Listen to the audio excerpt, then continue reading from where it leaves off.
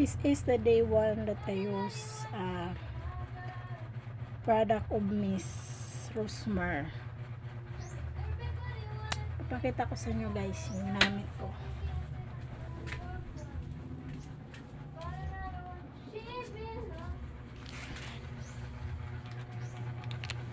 Ito yung ginamit ko na product guys.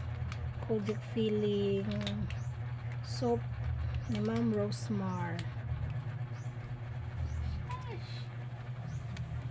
Ito yung day 1 guys.